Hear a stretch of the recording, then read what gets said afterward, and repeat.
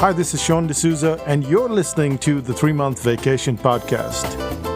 This podcast isn't some magic trick about how to work less. Instead, it's about how to really enjoy the work that you do and to enjoy your vacation time.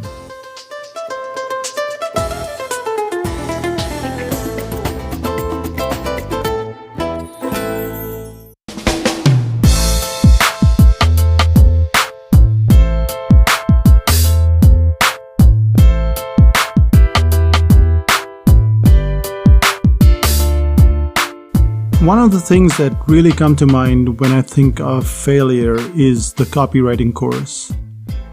We had been conducting the copywriting course online, and we had been doing it for many years. Say 2006 is when we had our first course, and we're talking about 2010. And in 2010, when we conducted the copywriting course, we got just 4 people. Just 4 people signed up. Now that was quite depressing, and I use the word depressing lightly, but it was frustrating in a way that after being online for 10 years and after being quite well known, the copywriting course didn't get that many people to sign up.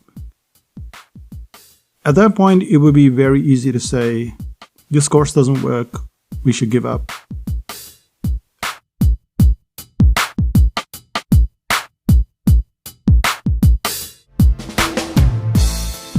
And that's not what we did.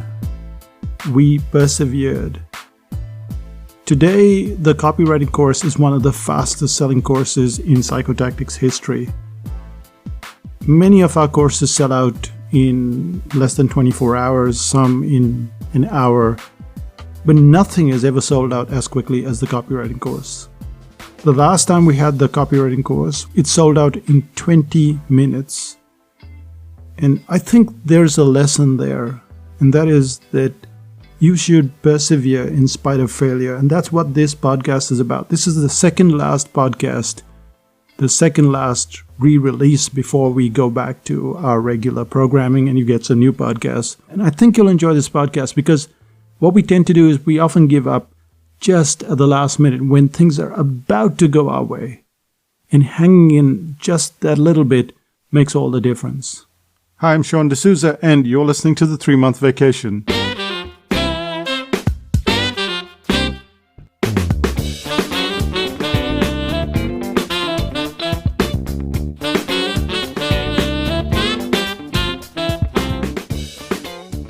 When you get to your office and you want to print some material, what do? You're likely to turn on your computer, you hit the print button, and then voila, out comes a crisp laser printed copy of whatever's on your computer screen.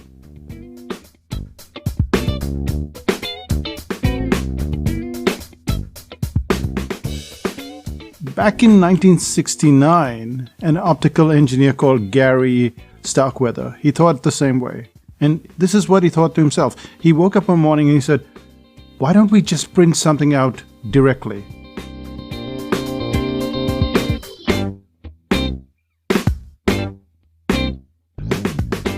And then he goes on to explain how he went to his boss and he told his boss about this idea, and his boss said, that's the most brain-dead idea I have ever heard.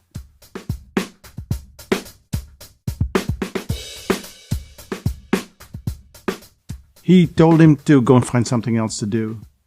And he said, look, lasers are too expensive and computers aren't powerful enough. And Gary thought, that's not right. He's not right. My boss is not right. There's something about this that I really like, this laser printing stuff. And there's got to be something that I can work on. So he got to loggerheads with his boss. And about late 69, early 1970, he was running experiments in the back room behind a black curtain. So Gary's boss threatened to lay off his people if he didn't stop. And so Gary had to make a decision. Should he abandon things or should he go up the ladder with it?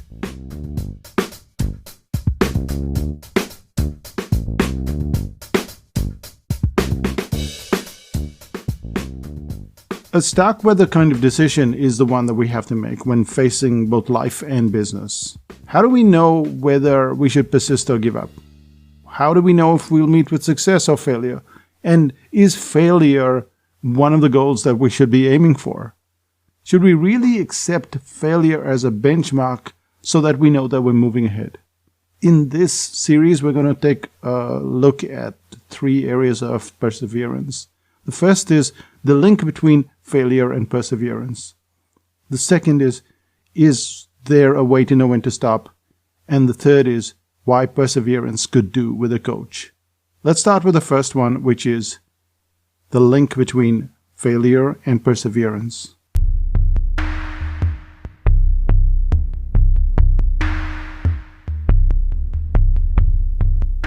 Imagine you were a company that failed repeatedly. You create a tablet device that was at best disappointing. You try your hand at peer-to-peer payment, something like PayPal, and then it fails. You start up an auction site similar to eBay, and that too needs to be shut down. You then get into the phone business and you lose $170 million in a single year. So 10 solid years after you've run your business, your net profit is barely 2.8%. Should you give up?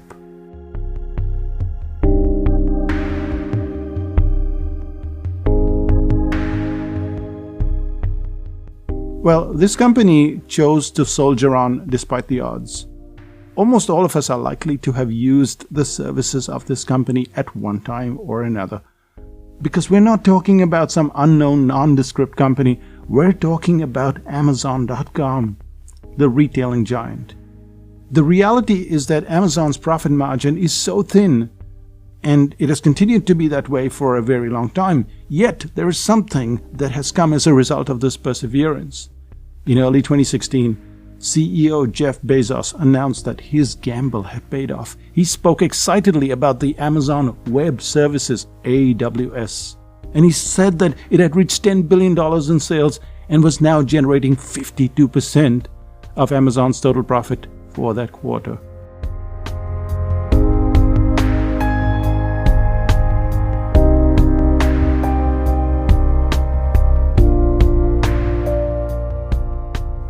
What this means is that a single arm of Amazon, not the retail arm, but the cloud hosting section, was the real winner. The perseverance had paid off. In short, what Bezos was mildly gloating about was the fact that if you persevere, it pays off. And while it's easy to look at these cases as big companies with deep pockets, history is full of artists, inventors, musicians, athletes, in fact, all kinds of people in all sorts of professions who never gave up despite the odds. And there's one crucial reason why we should persevere, even when there seems to be no guarantee of success. The reason? What fails right away might work on an unrelated product. And this is the whole point of failure.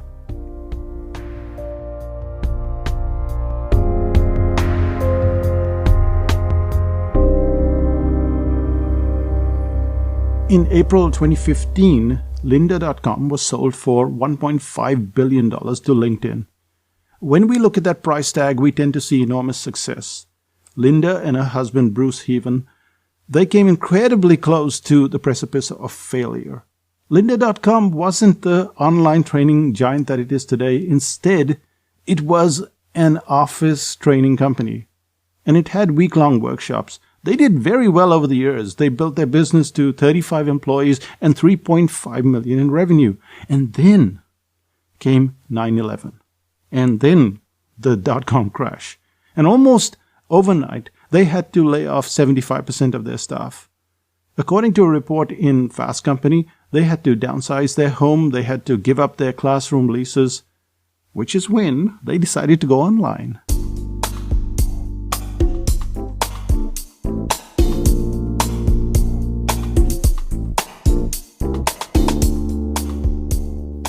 Right now, we're with broadband, and it's easy to run online video courses, Lynda told me when we met for dinner. Back in the early days, it was very hard going. Internet bandwidth was extremely narrow, And it was hard to see how we'd keep the business going. And yet, the perseverance paid off. But what are we learning from this story? Linda and Bruce weren't looking to have an online training business at that point in time. The only reason they were forced to move into a bigger online space was because of massive and instant failure. That seeming failure in the offline classroom led to the creation and growth of lynda.com. Linda and Bruce, they persevered, no doubt, but they took those lessons that they got from the failure and they took it into another domain before the business took off.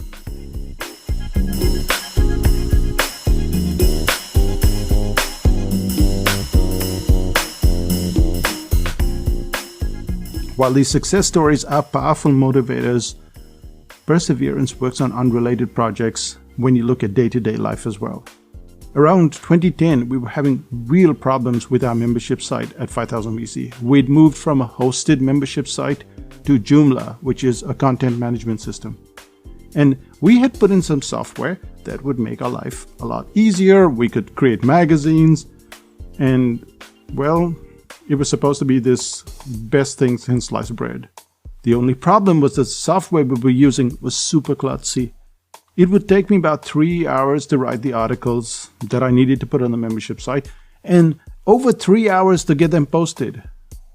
I know, it sounds terribly bizarre to all of us who are spoiled by the ease of WordPress, but back then, this software was the option that was presented to me, and I took it.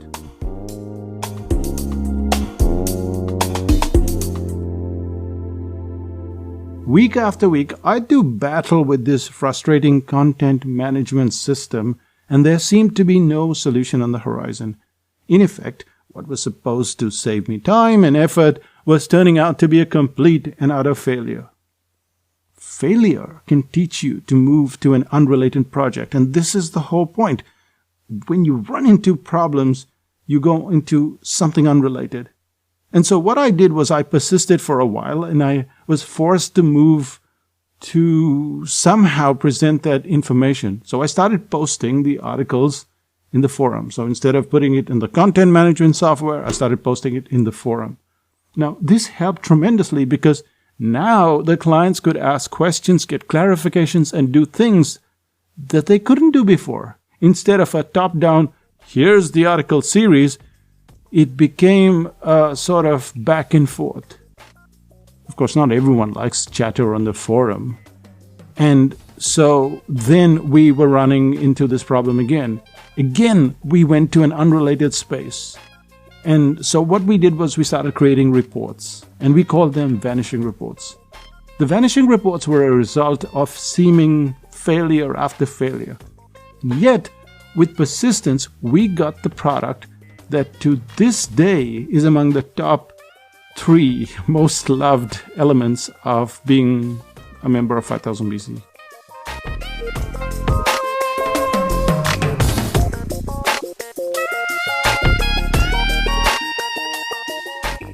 So perseverance in the face of failure often leads to unrelated projects. The Post-it that you use today was never supposed to be invented. Arthur Fry, who invented it, he was working on a project of super strong adhesives. Yet, as they met with failure on one front, they discovered an adhesive that could be peeled off easily without damaging the paper, and so the Post-it was born. At first, it seems like the original project is a very good idea, and then it's possible that failure comes along. And failure forces the perseverance, which is why you're more likely to get to a different level, often one that is far superior to the existing level. And this is the core lesson of failure. It's there to teach us a lesson of how to improve our products and services.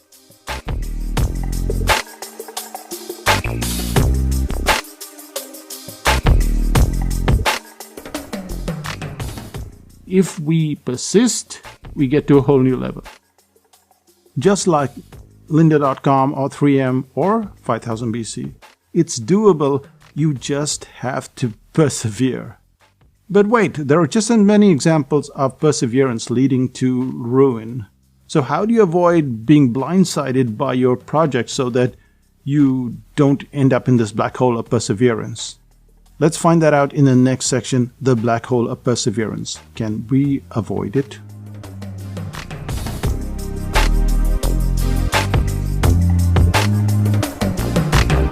When we first moved to New Zealand, I had a job in a web design company. I fancied myself as a web designer because I knew the program Dreamweaver, and I knew it quite well. Plus, I had been studying another hot program at the time. It was called Flash. I was hired by this firm in July and then made redundant by October. There I was, not even a year in New Zealand, and things weren't going so well. To make matters slightly worse, we just bought a house. We had a $180,000 mortgage, which was a lot back in the year 2000. It's at this point that I realized there was no way out of the mess but to go forward. Since I knew barely anyone in New Zealand, I called dozens of ad agencies and just walked in with my cartooning portfolio. In most cases, I returned home empty-handed, until one day an agency gave me an assignment which turned out to be a full-blown ad campaign. So what is the point of this story? The point is that around mid-December, New Zealand tends to shut shop. Almost the entire country goes on a summer vacation, and it seems that no one seems to get back to work until mid-January, maybe even early February. Which means that as a cartoonist, you have no work for all of those months. It's a bit of a forced hibernation period, and you need to get used to it. But I refused to accept it. I refused to accept that I couldn't get work. I tried to call. No one answered. I showed up. No one was around. And so it became this black hole of frustration.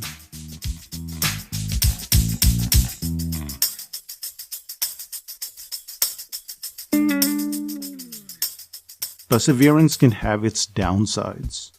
You can easily keep at something in the hope that things will get better, and you fail to notice that the rules of engagement have changed. To give up would be madness, yet to stay at the task would be just as bad, if not worse. It's at this point that you have to learn to change your strategy. It wasn't that the agencies weren't hiring cartoonists anymore. They just weren't around to meet anyone. What I was doing with my dogged behavior wasn't perseverance at all.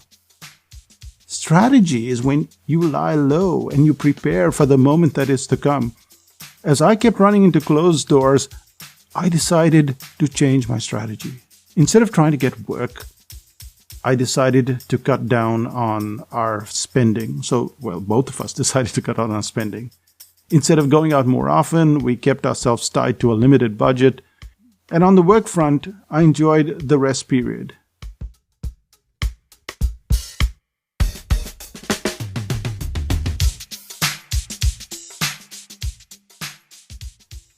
I spent time doodling, I learned Photoshop, I got a lot better at my skills. Gary Starkweather ran into endless trouble at Xerox PARC when he was designing that laser printer. He knew that he was onto a good thing, but he also knew that the odds were against him. His boss was threatening to fire him, his boss was threatening to fire the entire staff, so he had to change his strategy. He heard that Xerox was opening up a research center in Palo Alto, which was pretty much right across the country from where he lived in New York. But he went up to a superior and threatened. He said, "I'm going to leave for IBM if I don't get a transfer." And so they moved him, and by January of 1971, the first prototype of the laser printer was up and running.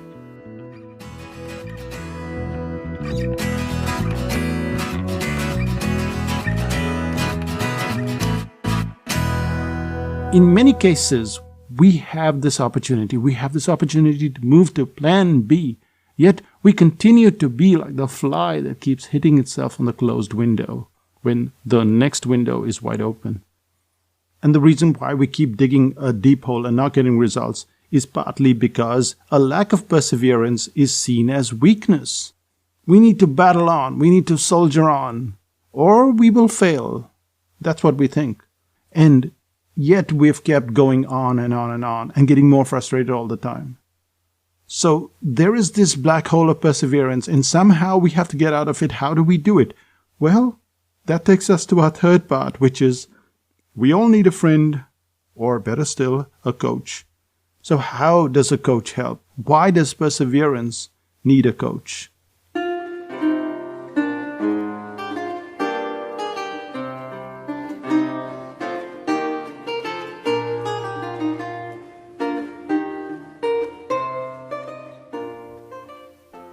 When you look back at the period between the 14th and the 17th century, you have an incredible flowering of art. But not just art, architecture, politics, science, and literature. Some of the finest work found in museums today are from that period. Two centers stood out in Western art for the enormous number of artists and innovation that we saw in that period.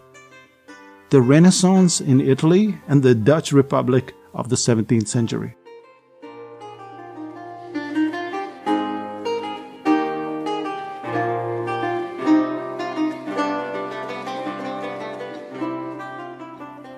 So, how did all this astounding work appear all at once? The answer lies in the gradual reform of the political structure, the patronage of that time, but the cities were also the most urbanized cultures of their time.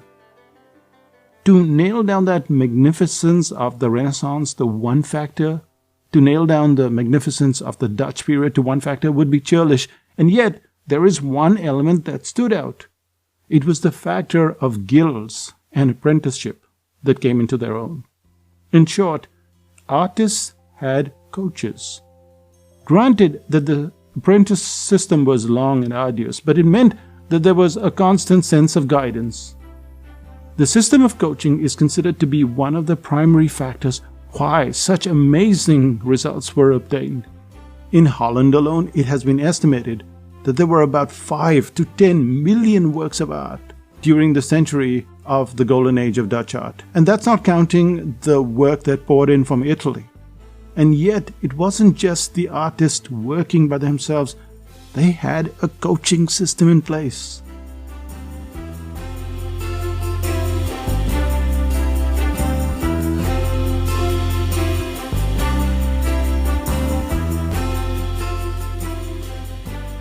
Perseverance is often seen as a solo skill, but it's also the reason why we get so exhausted in our efforts. Take, for instance, the problem that I had with formatting. Now, I have a forum, and all our courses are conducted by the medium of notes, audio, but the live courses have one more component, and that is a forum. This online forum is where clients do their daily assignments, and they're reviewed by me on a regular basis, which is daily. So a small group of 25 clients can generate as many as 1,000 posts a week. No, that's not an exaggeration.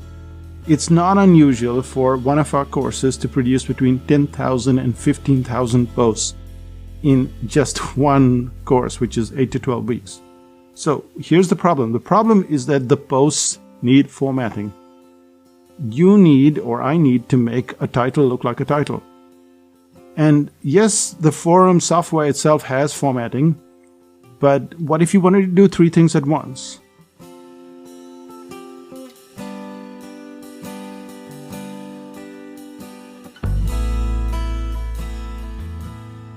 So let's say that I wanted to make a title bold, I wanted to make it 18 point, and I wanted to make it maroon. Now, those are 3 steps, and when you assume that I'd be posting at least a third of those posts, you suddenly have, 5,000 posts where I have to put in bold and maroon and 18 point. And that's a lot of work. But I was going through that action. I was continuously going bold, maroon, 18 point, bold, maroon, 18 point. And a coach and an outsider sees things in a different way. So one day I was mumbling about how I was going about this tedious method, and a client told me how I could fix the problem. He said, use Text Expander. Now, that was a software that I already had. I could format the title, the subhead, or any text in a matter of seconds. My perseverance wasn't helping at all. All I needed was a different set of eyes. What seems like talent or ability is a coach catching unforced errors while they're occurring. The coach realizes that you're like the fly in the window. He or she knows that there is another window open. And that's what coaches do. They gently advise you to go one step back or one step to the left or one step to the right. And instead of digging yourself into a hole, you've now changed your strategy.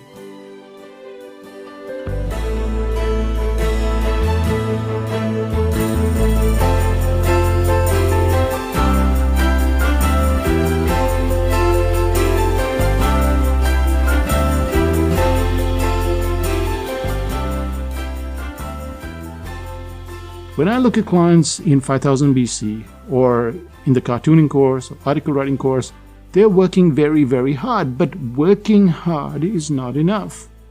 You need someone else. And that is a coach. That is another set of eyes. So this brings us to the end of the 3 paths. What did we cover? Let's find out.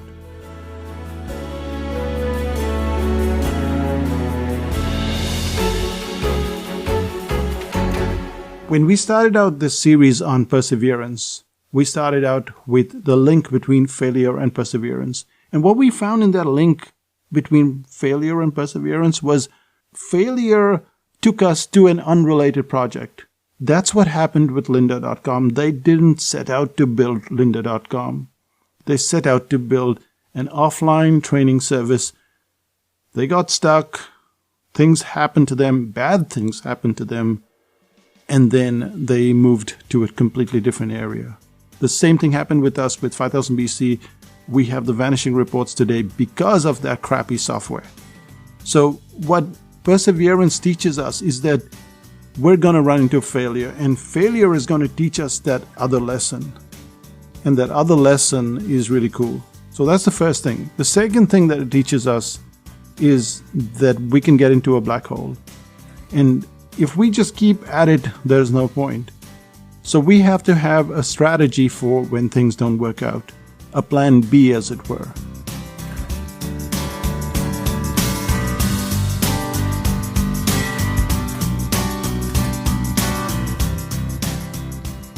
If we have that plan B, then you're not like me in the summer break trying to contact all the ad agencies. Plan B really makes a difference. You don't have to keep persevering. It's completely a waste of time. And finally, and this is probably the most important, is to have another set of eyes. When you have a coach can see things way before you can even figure out where you're headed. It helps to have friends. It helps to have other people around you, but a coach really makes a difference. So find yourself a coach, and you will find that your perseverance actually takes you someplace. And that's the end of today's podcast. Let's round up what's happening in psychotactics land, and then we're done with today.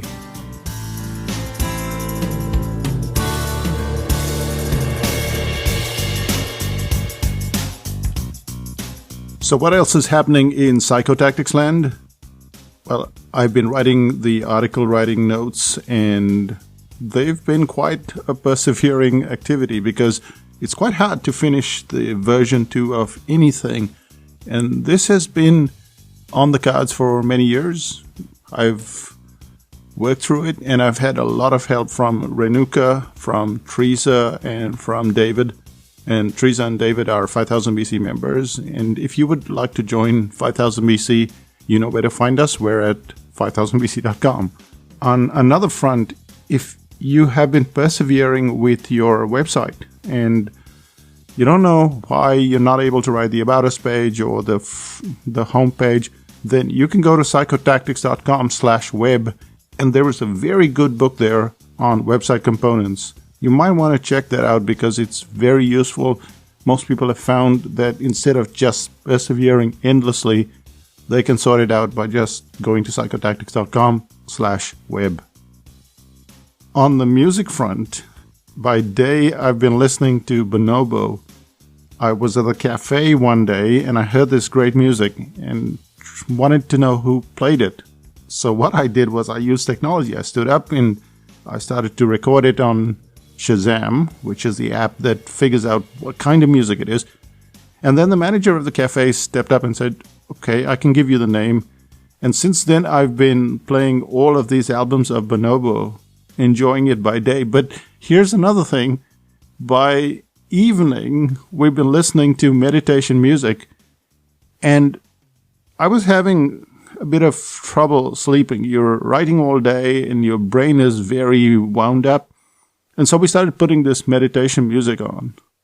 And it runs through the night, or at least half the night. I'm asleep. I don't know. But my sleep is so much better because of this very soft meditation music playing in the background as we sleep. So there you go. That's all the stuff that's been happening in Psychotactics land.